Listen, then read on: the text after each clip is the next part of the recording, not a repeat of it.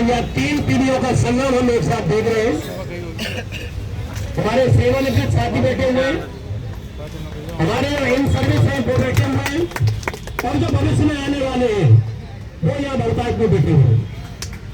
ये एक बहुत ही सुखद अनुभव है दोस्तों। ये आंदोलन निजीकरण के खिलाफ नहीं है, ये आंदोलन आपके भविष्य के लिए है, आपके पेट के लिए है। इन लोगों ने जितनी तानाशाही मचा रखी है,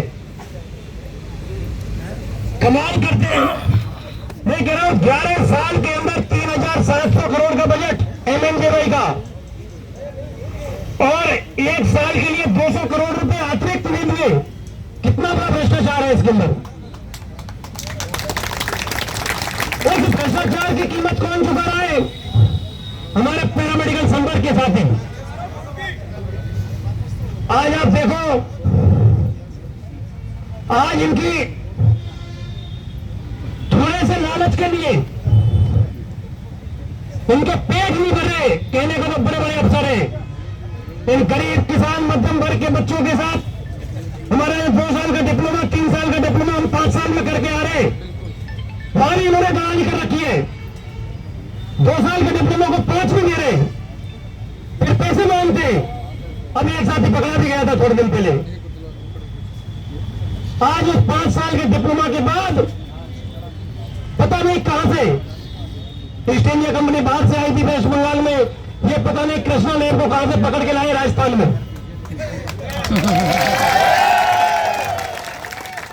आज कहां से पकड़ के लाए अपने घर भरने के लिए? क्या हमारे पेट काट करके घर भरेंगे? शर्म नहीं आती इन लोगों को? इन गरीब किसानों के बच्चों के पेट काट रहे, गर्दन काट रहे। लानत है इनकी सोच पर, और कह रहे हमें 8 करोड़ जनता की चिंता है। 8 करोड़ जनता की चिंता आपको नहीं है, 8 करोड़ जनता की चिंता प्रदेश के लैब टेक्नीशियनों को है। कोरोना चल रहा था तब कहां गई थी आपकी कृष्णा लैब? तब ये सरकारी लैब टेक्नीशियन काम में आए,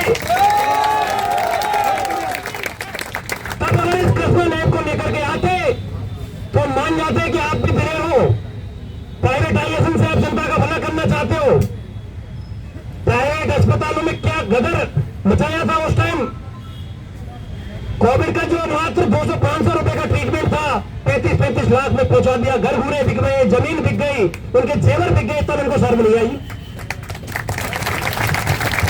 आज ये कह रहे हैं कि हम प्राइवेटाइजेशन करके 8 करोड़ जनता की सेवा करेंगे। मना कि हम आईएएस नहीं है, लेकिन इतने अनपढ़ भी नहीं है कि आपके इस घपले को हम नहीं समझ पा रहे। आप तो अभी 6 महीने के लिए, 1 साल के लिए, ये तो 60 साल के लिए ये केडर के लोग हैं जो जनता की सेवा के लिए तत्पर हैं।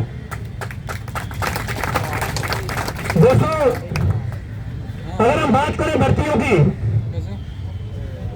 2020, 2023 के भर्ती के साथ यहाँ बैठे हुए भली बात ही जानते हैं कि अगर एक बंदा जैसलमेर से 1 बार आया हुआ, एक धौलपुर से 1 बार आया हुआ, या जयपुर से 3 बार आया हुआ, तो मैं 7 दिन में 7 दिन उनके साथ रहूंगा।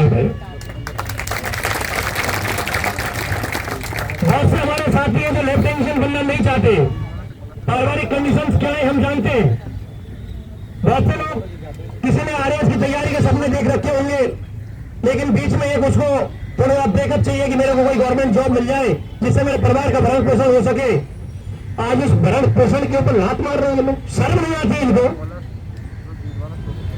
आज 2023 की भर्ती में हमारे राजस्थान पैरामेडिकल काउंसिल 10-10, 11-11 लाख रुपए लेकर के बाहर से फर्जी रही, तब भी मुख्य रूप से मैं सामने आकर के उनसे लड़ा था।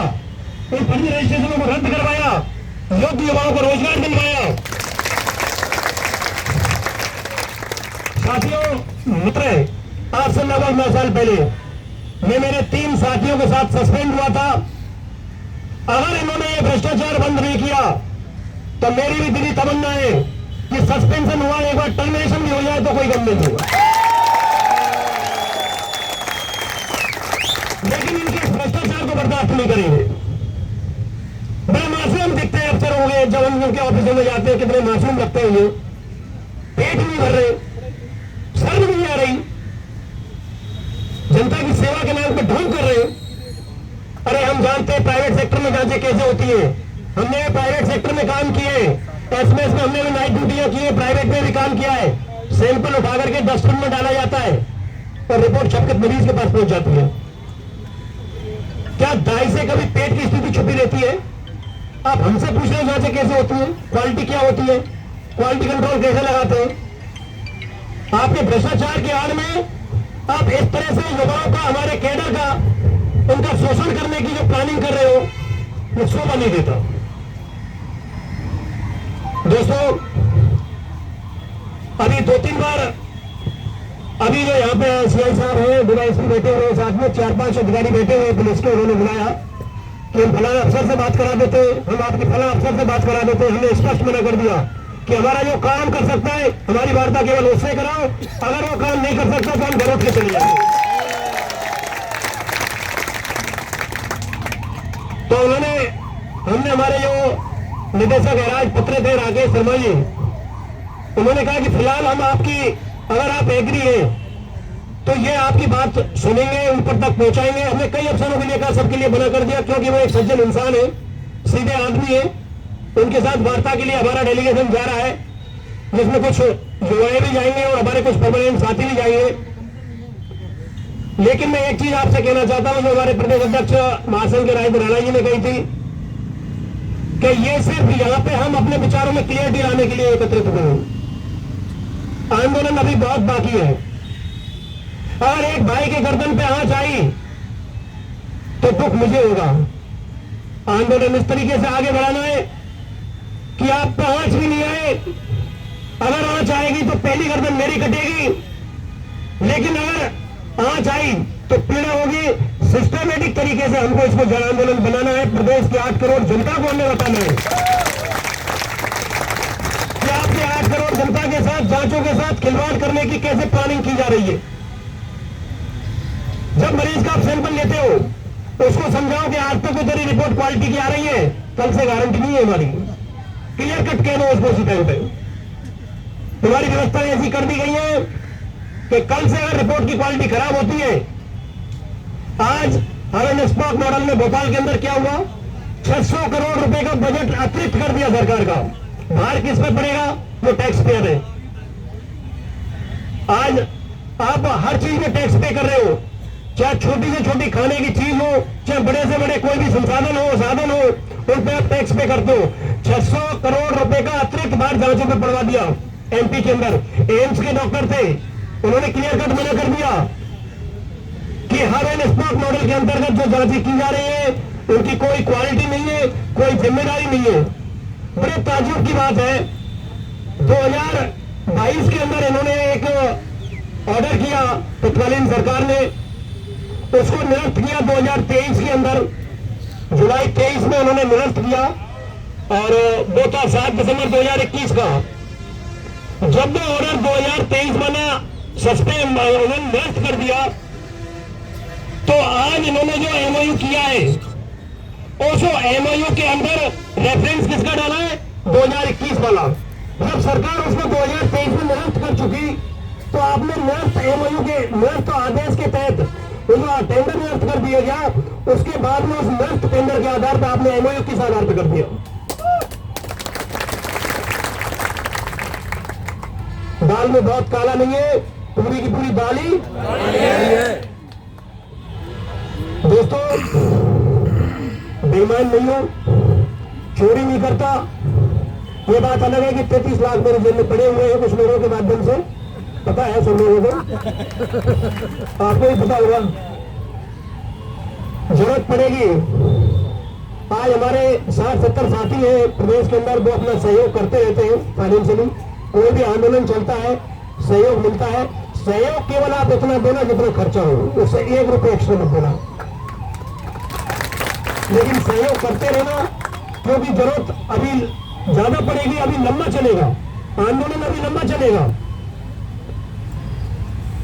साथियों, मुद्दे बहुत है, परमानेंट साथियों के ग्रेड पे 4200 चाहिए। हमारे 15 की फाइल को उन्होंने जलेबी से भी ज्यादा घनचक्कर बना रखा है। ग्रुप 3 के पास जाती है, सेक्रेटरी साहब के पास सेक्रेटरी भेज देते हैं, ग्रुप 3 के पास ग्रुप 3 भेज देता है नीचे। आज वर्तमान में हालात ये है विभाग के कि किसी अफसर को ये पता नहीं है कि मेरे को किस तरह से कार्मिकों की समस्याओं का समाधान करना है। हमारे पास तो मरीज 10 बजे आता है, हम तो 4 बजे रिपोर्ट दे देते हैं। तुम्हें 20-20 साल लग गए, तुम्हें रिपोर्ट नहीं आ रही, तुम्हारी फाइलें तुम्हारी ऊपर नहीं जा रही, तो केले को अपने आप को आला अधिकारी मानते हो। अरे तुमसे बढ़िया तो हमारे प्रदेश के लैब टेक्नीशियन है ना, 10 बजे की रिपोर्ट शाम को 4 बजे दे देते हैं।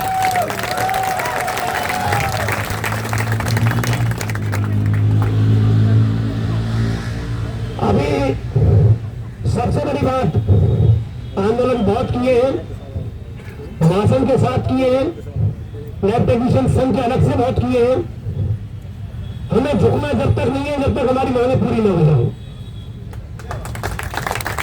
सोशल मीडिया का जमाना है, सोशल मीडिया पे हम व्हाट्सएप पे हम 1000 लोग एक ग्रुप में जुड़े हुए हैं, हम आपस में क्या बात कर रहे हैं कोई नहीं देख रहा बाहर का।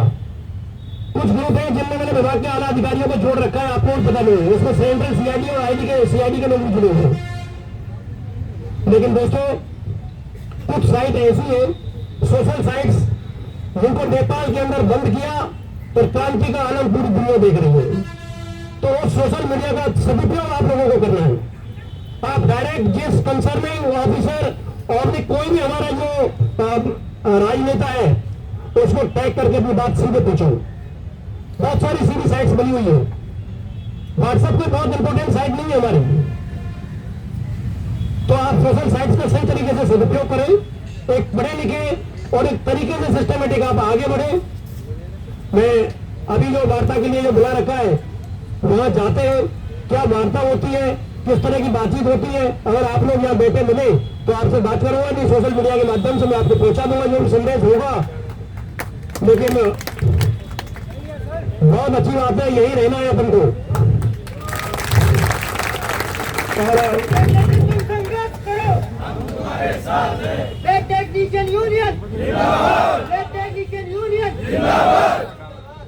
युवाओं की बात हो तो युवाओं ने आज तक अपने लिए अपना संघर्ष नहीं किया जितना मैंने किया। ये लोग जो लक्ष्य को भली भांति जानते हैं और इस बात को मैं भली भांति जानते हैं कि वो यहाँ पे कोई नहीं है। उनमें से 20 और 23 वाले में से मुश्किल से 2 या 1% लोग आए हुए हैं। किसी की कहीं कोई समस्या हो सकती है, कुछ हो सकती है। साथियों, क्रांतिकारी और हमारा असली सैनिक कौन है जो आज यहाँ बैठा हुआ है, वो हमारा असली सैनिक है, उसके सहारे हमारी लड़ाई आगे बढ़ेगी। मैं तमाम भर्तियों में साथ रहा आप लोगों के साथ में। आज भी तुम्हारी ये निजीकरण की मांग भर्तियों से जुड़ी हुई है, सबसे पहले पहल की है और जब तक तुम्हें विजयश्री नहीं मिलती तुम्हारे साथ हूं। चाहे मैं टर्मिनेशन की मैंने कह दी, चाहे मेरे जब तक टर्मिनेट नहीं करते जब तक पीछे नहीं हटूंगा। टर्मिनेट कर दिया तो भी साथ रहूंगा। अभी हम लोग बात करके आते हैं, किस टाइप की बात होती है वो हम पहले से जानते हैं, लेकिन कुछ प्रक्रियाएं होती है वो हमको पूरी करनी है। अगले आंदोलन के लिए अभी हम केवल ध्यान आकर्षण कर रहे हैं, आज भी ध्यान आकर्षण है, प्रतीकात्मक आंदोलन है। ये हम करने के बाद में आगे तय करेंगे वार्ता के बाद वो हमें किस दिशा में आगे बढ़ना है। मैं उम्मीद करता हूं ईश्वर करे आपकी जो उनकी इच्छा है वार्ता में सफल हो। एक बार हम बात करके आते हैं, दोबारा आपसे मिलेंगे। बहुत बहुत धन्यवाद। जय शंकर।